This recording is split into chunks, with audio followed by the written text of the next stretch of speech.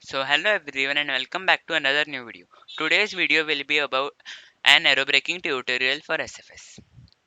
So let's start with an introduction. Aerobraking is a maneuver in which an planet or moon's atmospheric drag is used to reduce the speed of an satellite. So in short, a satellite's speed is lowered, thus that its orbit intersects the planet or moon's atmosphere, and then the atmospheric drag is used to slower the speed of the satellite.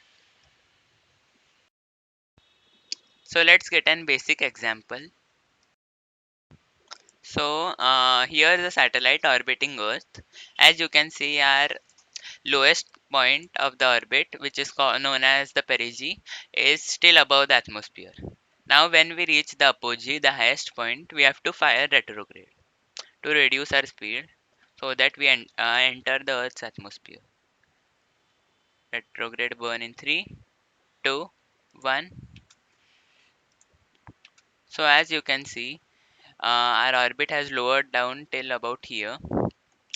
So just observe what happens when we enter the atmosphere with the solar panels open.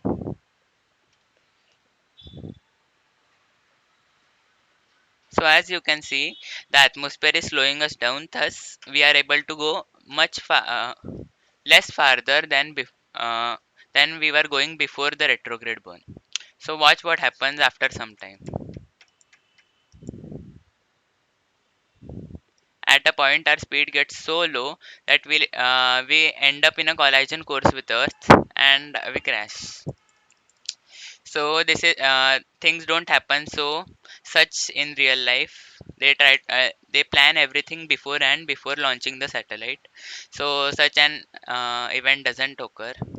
So for a controlled re-entry, you can do the following. So now to do a much more controlled aerobraking maneuver, you have to lower your orbit such that it only enters the upper atmosphere of the planet or moon. So in this case, let's open the solar panels. Okay. So yes, don't keep it so much. And yes. Now if you aerobrake, watch what happens now. The orbit will keep on reducing, but in SFS it is not noticeable. So let's plunge down more than 25 kilometers. Okay,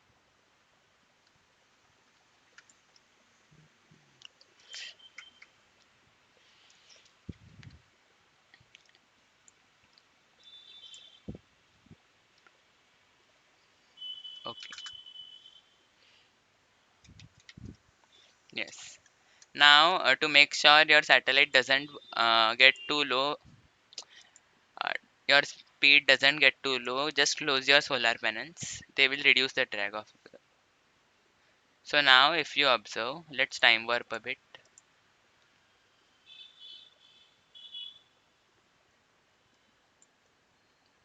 The satellite won't be able to get into a collision course with Earth because we are low enough, we are high enough that the atmospheric drag doesn't slow us down.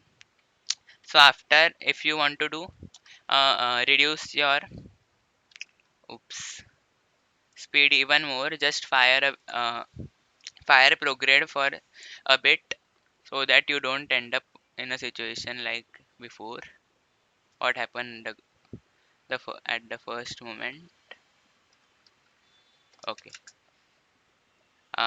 So okay. This is my first tutorial, so please mind me.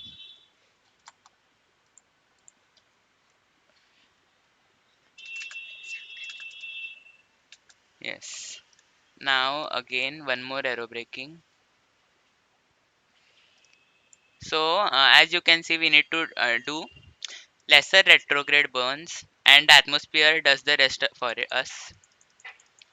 Now some more aerobraking maneuvers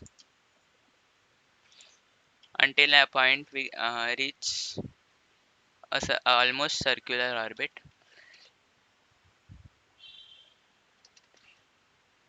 So we have to do this many times. This is what is done in real life for a precise re-entry.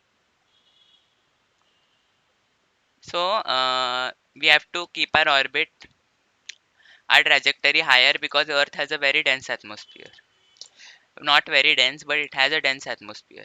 So on planets like Mars, you don't need to keep your perigee so high. You can just make it go a bit more down, because the thinner there, the lesser the drag. But in situations like Venus, where the atmosphere is very dense, you need to keep your perigee altitude a bit higher so that you don't end up crashing into the planet. So, okay. This maneuver has been done many a times on Mars missions, but has been done only once on a Venus mission. So, but we have enough experience to do it on any planet by calculating what was the velocity decrease in the previous missions. Okay. In this case, this is a satellite going to an orbit of Mars. Time warp. Yes. So as you can see, uh, the periapsis is low enough. But assuming that our satellite has a very less fuel left now after all this, although this wouldn't be the case with ion engines, but still we don't have such small engines. So after this is what is done in real life.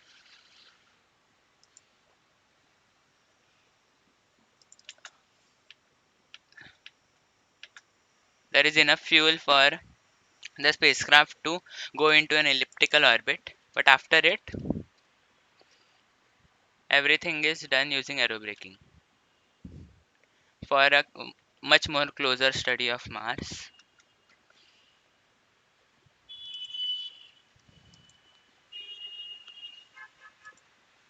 Okay, fire in 3, 2, 1. So we can lower our orbit much better. Okay. Okay, quick save.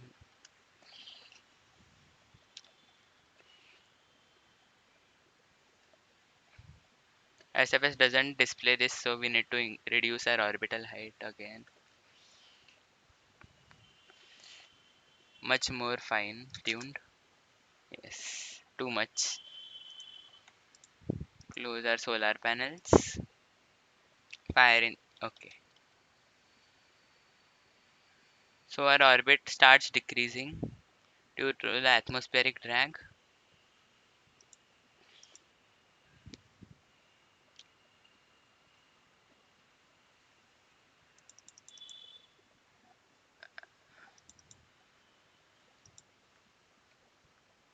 Okay. Let's reduce. Yes. Oh no. Aero braking.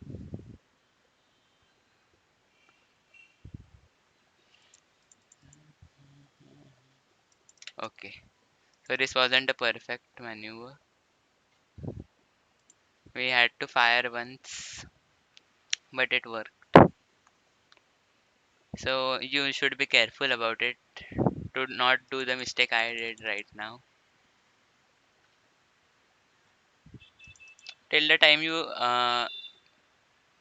excel in aerobraking, you can just continue with your retrograde fires and try aerobraking in your pastime. But still, this worked as a okay. Yes. Now we are in a circular orbit. So we were earlier in an orbit so long, and now we are just in a small circular orbit. Much easier to do Mars observations. So that's aerobraking. So I will show you one more harsh way of aerobraking. Aero capture. Oops, arrow capture. Now we are back to our previous state with about a velocity of 3378 meters per second. So now instead of doing a retrograde burn at the starting, we can just do one more thing. But this is a much more tougher maneuver. Yes, our satellite was over here.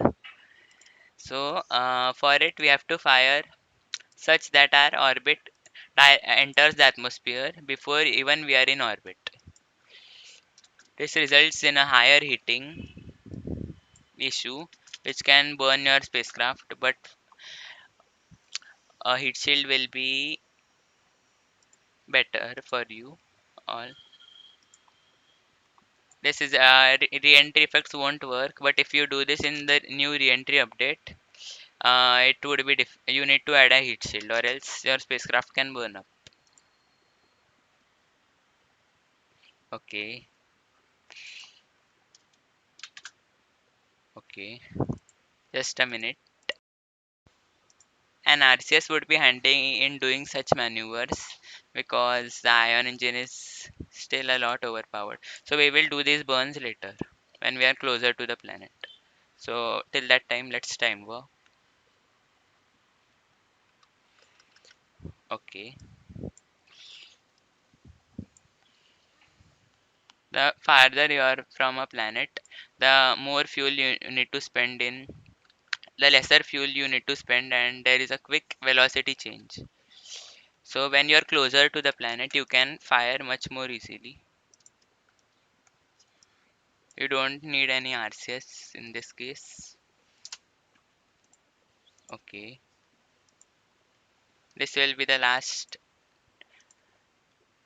topic for the day. So it reduced our orbit very slightly, but should be still enough. Let's time warp and check. In real life, the solar panels are not kept open for any aero capture missions because they can literally just tear apart. So let's see what happens. We need to exert a maximum drag in case our velocity is very high, and this is aero capture unsuccessful. Okay, so a bit more lower and a burn a bit more closer.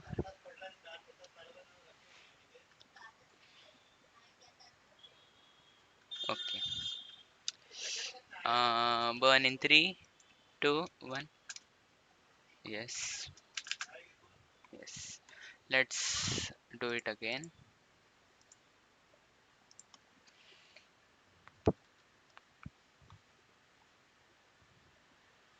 Okay, let's check it out. Yes. Too much, I guess. Aero capture in real life takes a lot of calculations. Too low and you will crash into the planet, and low, too high we will not be captured at all.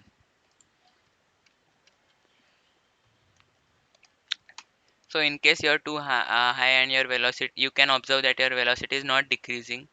You needed keep your least streamlined side on the mo- direction of your motion. Again, it failed.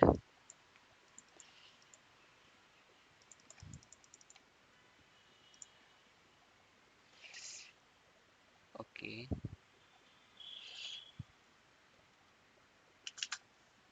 Okay.